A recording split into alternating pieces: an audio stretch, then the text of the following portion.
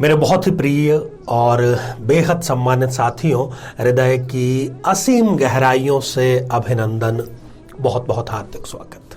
साथियों, इस श्रृंखला में प्रत्येक लग्न के बारे में हम उन परिस्थितियों पर चर्चा कर रहे हैं जो व्यक्ति को तलाक की कगार पर ले जाकर के खड़ा कर देता है, और साथ ही बात कर रहे हैं उस आसान उपाय की जो वहां से उसको यू टर्न दिला करके वापस दाम्पत्य का सुखद एहसास दिला सकता है।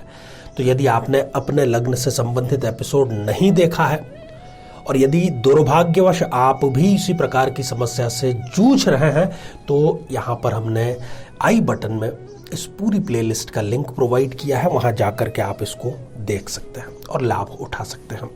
आज इस एपिसोड में हम चर्चा करेंगे कुंभ लग्न की जन्म पत्रिका के बारे में। कौन कौन सी वो परिस्थितियां होती है जबकि घर टूटने की कगार पर आ जाता है, और कौन सा उपाय है जिसको हम अपना करके घर को बचा सकते हैं। साथियों, इस पर हम विस्तार से चर्चा करें इससे पहले एक जरूरी और आवश्यक सूचना कि हम हमारे प्रत्येक एपिसोड के अंत में किसी न किसी जातक के प्रश्न का उत्तर देते हैं, और ये जो प्रश्न है ये हमें प्राप्त होते हैं आप लोगों के ही द्वारा यूट्यूब कमेंट के माध्यम से। तो साथियों, जब भी आपको अपना कमेंट लिखना हो उसके ठीक पहले आपको लिखना चाहिए #आचार्य चंद्रकांत। इसके बाद में आप अपना कमेंट लिखें, अपना प्रश्न पूछें और हम प्रयास करेंगे उसको शामिल करने का। साथ ही इसी एपिसोड से संबंधित एक बहुत ही आसान सा प्रश्न हम अंत में आपसे पूछेंगे जिसका सही उत्तर साथ में लिखा होना बेहद जरूरी है।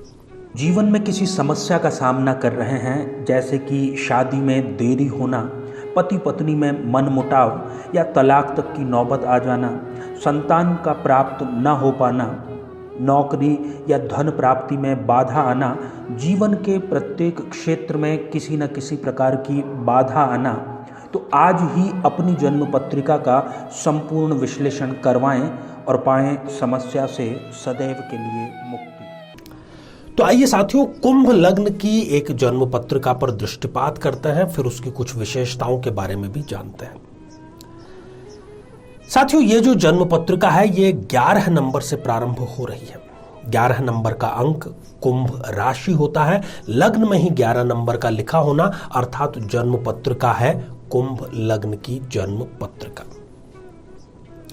अब इस जन्म पत्रिका में सप्तमेश और षष्ठेश, जहां पर हम सिद्धांत की बात कर रहे हैं, छठे भाव के स्वामी और सप्तम भाव के स्वामी यदि एक दूसरे से स्थान परिवर्तन करके बैठ जाएं तो यहां पर सप्तमेश जो सूर्य हैं, लग्नेश के परम शत्रु हैं, यदि वो छठे भाव में जाकर के बैठ जाए, और षष्ठेश चंद्रमा यदि वो सप्तम भाव में जाकर के बैठ जाए, यदि स्थिति है तो वैसे ही सूर्य इस जन्म पत्रिका में मारक है। बहुत ही कम ऐसे व्यक्ति होते हैं जो सिंह लग्न में या फिर कुंभ लग्न में या फिर मकर लग्न में अच्छा और श्रेष्ठ दाम्पत्य जीवन जी रहे हो। अब ये जो एक्सचेंज है इसमें खास तौर पर जब भी इस जातक को सूर्य की दशा अंतरदशा आएगी, चंद्रमा की दशा अंतरदशा आएगी, वो इसको एक्स्ट्रा मैरिटल अफेयर का दंश झेलने पर मजबूर कर सकती है, या तो ये स्वयं या इनका जीवन साथी इस प्रकार के किसी घटना का शिकार हो सकता है। पहली बात तो ये जो एक्सचेंज है, इस जातक का विवाह उचित उम्र में नहीं होता, बहुत ज्यादा डिले उसका हो जाता है, और शादी होती भी है और यदि वो कुंडली ठीक से नहीं मिलाते हैं तो इनका जो दाम्पत्य जीवन है वो कलहकारी होने में किसी भी प्रकार की दो राय नहीं है। पेड़ पौधों से, हरियाली से, प्रकृति से इनको बहुत गहरा लगाव होता है। अपना ये गार्डन भी स्वयं अपने हाथों से ही देखभाल करते हैं। पैतृक संपत्ति इनको अवश्य मिलती है, परंतु उस पैतृक संपत्ति का ये सदुपयोग नहीं कर पाते हैं।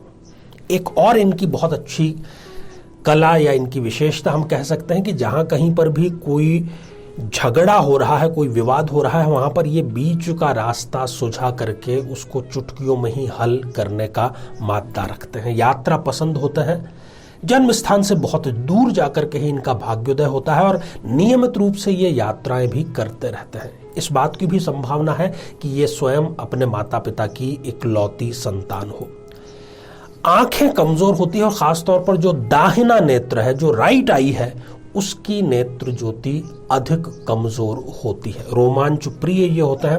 और यदि इस एक्सचेंज में विपरीत राजयोग यदि बन रहा है तो ये राजयोग का भी लाभ जरूर लेते हैं। सरकार से इनको कोई अच्छा पद मिल सकता है और उसका ये लाभ जरूर उठा पाते हैं।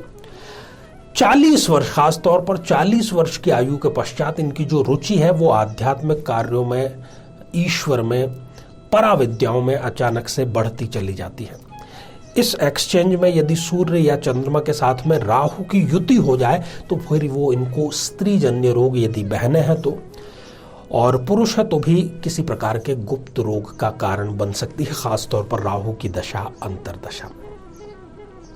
अब साथियों, सारी स्थितियां हमने देख ली, और यदि इस प्रकार की कोई स्थिति आपके साथ में भी है, तलाक का चाहे नोटिस आपको मिल चुका है या धमकियां रोजाना मिलती है, तो आपको सूर्य और चंद्रमा दोनों को कंट्रोल करना पड़ेगा, दोनों की शांति करनी पड़ेगी।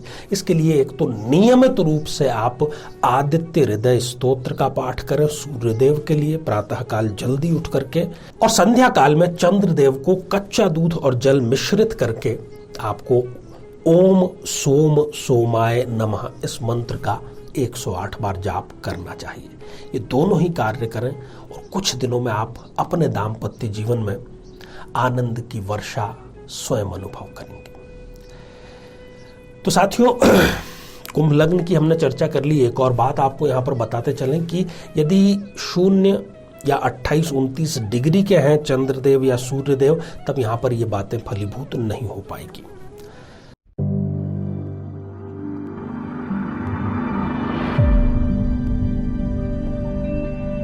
साथियों, आज हमने कमेंट शामिल किया है सागर चौधरी जी का, जो कि उन्होंने लिखा है हजारीबाग झारखंड से, और आपने अपनी बिटिया रानी की जन्म पत्रिका भेजी है। 2 वर्षों से वो मेडिकल एंट्रेंस की तैयारी कर रहे हैं, सफलता उनको नहीं मिल पा रही है, तो आगे क्या करना चाहिए? थोड़ा सी प्रतीक्षा कीजिए, बिटिया को एक मौका और दीजिए, क्योंकि उनकी जन्म पत्रिका में मंगल प्रबल है, अपने ही घर को देख रहे हैं, तो वो अच्छी शल्य चिकित्सक जरूर बनेंगी। ढेर सारी उनके लिए शुभकामनाएं।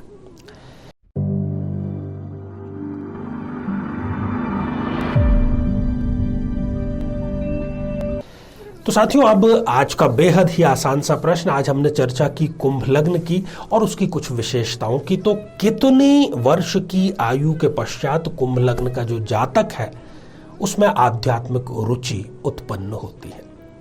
साथियों, आप सभी स्वस्थ, समृद्ध और शांतिपूर्वक जीवन व्यतीत करें। नमस्कार।